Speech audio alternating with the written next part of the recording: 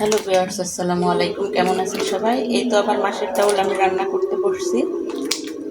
এটা আমার হয়ে গেছে প্রায়, এখন আমি বাগার দিয়ে দেবো। দেখতে থাকুন।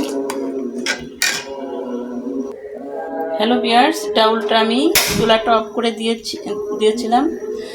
এখন আবার চুলাটা বন্ধ করে দেব, কারণ ডাউলটা এখন আমি বাগার দিয়ে দেব। কীভাবে বাগার দিয়ে দেখতে থাকুন। এটা একটা আমি ডিশের মধ্যে নামিয়ে নিব। ডাউলটা আমি এই কড়াইয়ের মধ্যেই বাগার দিয়ে দেব। দেখতে থাকুন।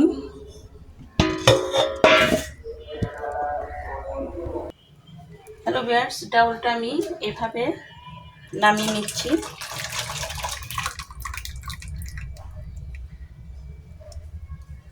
এখন আমি এই কড়াইতেই বাগার দিয়ে দেব।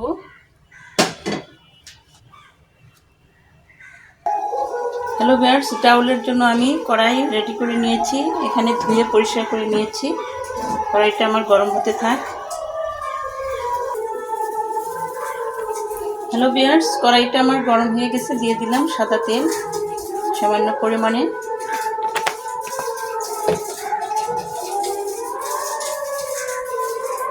দিয়ে দেবো এখানে একটা শুকনো মরিচ, আর দিয়ে দেবো একটা তেজপাতা।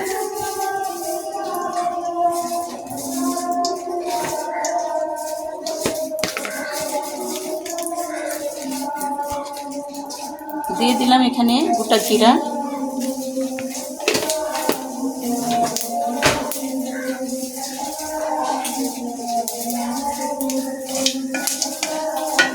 একটা শুকনা কাঠের জিনিস দিয়ে এটা নাড়তে হয়। এটার নাম হচ্ছে নাকুর। এইভাবে বাগারের সময় ভিজা চামচ ব্যবহার করা যাবে না। আমার জিরাগুলো ফুটে যাচ্ছে, আর শুকনো মরিচটা এখন দিয়ে দেবো আমি এখানে কুচি করে রাখা রসুন কুচি, আর দিয়ে দেবো পেঁয়াজ কুচি।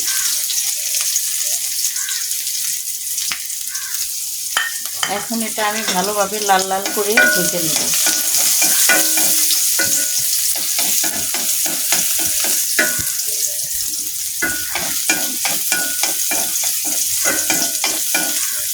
হ্যালো ভিউয়ার্স, এটা আমি লাল করে ভেজে নিচ্ছি।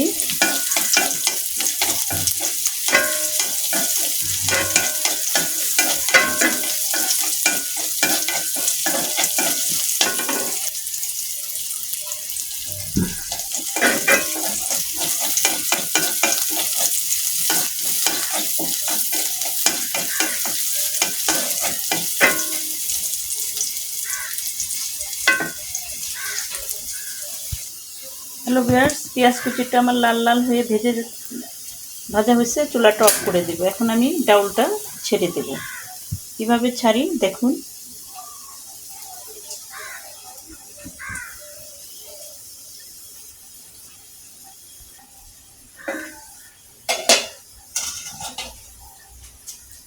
এভাবে আমার এই একটা বলে ভরা ডিশে ভরা ডাউলটা আস্তে আস্তে করে এভাবে আমি চামচ দিয়ে দেব, যাতে গায়ের মধ্যে না ছিটে আসে। আমি এখন আস্তে আস্তে করে ডাউলটা দিয়ে দেব।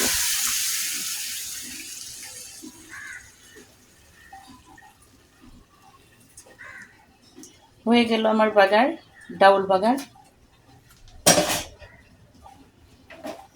একটু চুলাটা অন করে দিলাম, ডাউলটা আরেকটু গরম করে নিই।